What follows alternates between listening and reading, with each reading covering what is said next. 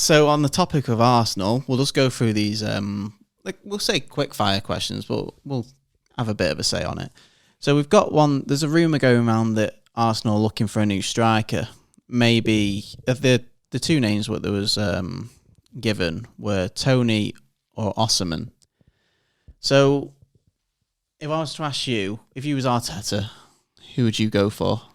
I think the more glamorous signing is Osman. I think based on the position of Arsenal, unbeaten in the league, they still can win games. They've got goals from all over the place. I think Tony would be a better signing because he's Premier League proven. You can sign him now. Well, you can't, but you know what I mean. Like you could go to you could go to Brentford now and say, we're interested in what's the price going to be, and in January bring him in. Didn't he say a price? I'm not sure. Was it around 70 or something? But based on the fact he's not currently training with the squad, he's not going to have played this season.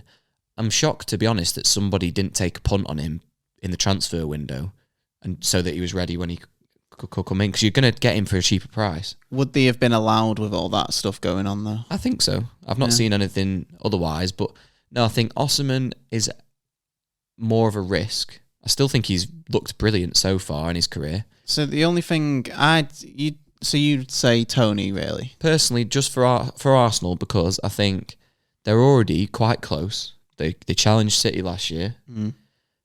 I think the striker's the only position they actually need.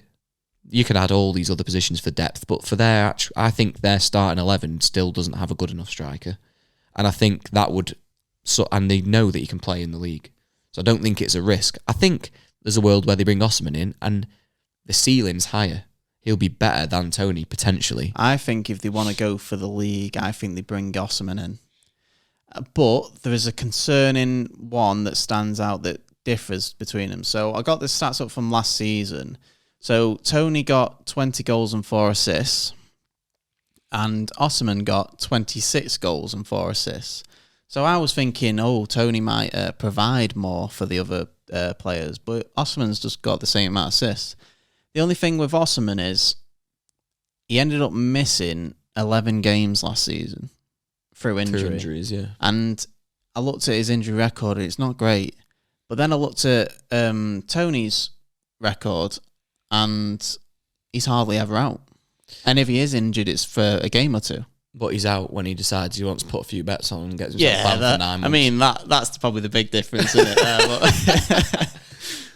So get Osman if you don't want that. But yeah, I'd say Osman. I don't think Osman will come to Arsenal. Can't personally. There's a lot of stuff going on at the minute with Napoli. Have you seen that? Yeah. I think based on all that stuff going on with Napoli, that's not going to get just brushed under the carpet. Something's not right there. No. Won't get onto that too much because I don't know a lot about it. But we've seen everything that's gone on this week. There's a big team out there that don't have a good number 9 or don't have a amazing number 9 in Real Madrid. Yeah. And I think someone like them comes knocking for someone like Osman, who high-profile strikers, there's not 1,000,001 of them around right now. He's young. I just see that all day is what I played a manager career mode on FIFA, last season's FIFA, and Osman ended up going to Real Madrid. So there you go. See, that is concrete, basically. You know how accurate these things can be. Yeah. So that I don't foresee it. I think it's a more glamorous signing, and I think the ceiling's higher for Arsenal to go for, if it was out of those two. But I think Tony's more realistic, and I also think I put a lot of weight on already having performed in the Premier League. Yeah. I think you can take a punt on these players, and I don't think Osman would be one in that case. I don't think he would flop in the Prem, but...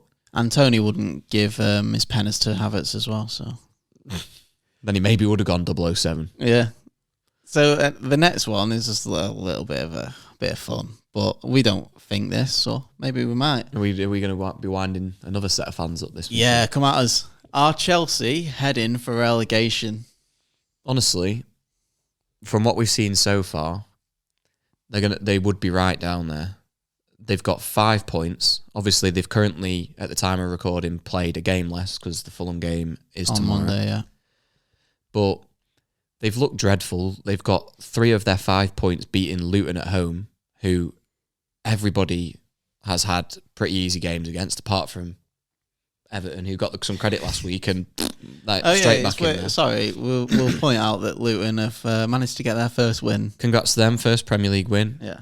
Brought Carlton Morris in my fantasy team. What an absolute geezer. He sorted me out. Everton, I mentioned this to you before, didn't I? But for anyone listening, in the 2-1 loss at Goodison, that was Everton's first goal at home this season.